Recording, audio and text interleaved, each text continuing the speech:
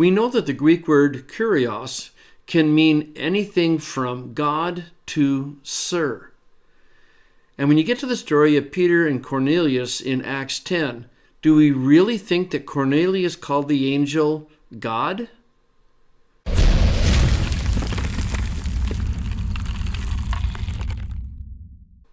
In Acts 10, we have the story of Peter and Cornelius. And the story begins with Cornelius, a Roman centurion who was a God-fearer and much respected by the Jewish people. And he has a vision when the angel of the Lord appears to him. And in verse 4, the translation says, this is Cornelius, staring at him, at the angel, and becoming afraid, he said, "What is it, Lord?" Now that's the normal translation of kurios. Kuria here is in the vocative, but it's a very common translation of kurios. The problem is, what does Lord mean? Well, if we were born 150 years ago, we would probably use the word Lord in the sense of Sir, back when there were lords and ladies. But in the New Testament, the word Lord is so attached to the person of Jesus that when I hear Lord, I hear Jesus, I hear God. Kurios is the Greek word that is used in the Septuagint to translate God's holy name, Yahweh, out of the story of the burning bush.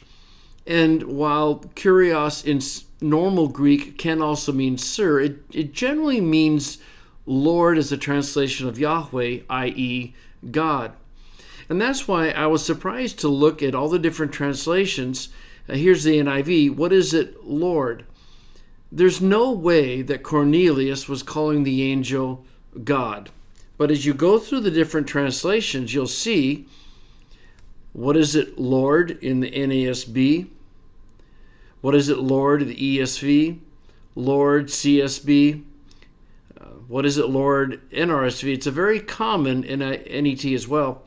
It's not until you get to the NLT that they translate, what is it, Sir? Certainly, that is what Cornelius meant. He used kurios not as a reflection of the divine name of God, but as a term of politeness, a term of respect. I think translating kurios as Lord here is a significant mistranslation, because it doesn't reflect what Cornelius would have meant with the word that is used all the way through the New Testament of Jesus and his divinity. I have to say, the more I study translations, the more I am impressed with the word choice of the NLT. Now, I'm not a big natural language guy. I don't want to really study from a natural language translation, but the NLT consistently picks the right words, and I can respect that. All words have a semantic range, and kurios extends anywhere from God to Sir. And I think we have to be really careful at looking at the semantic range and picking just the right word.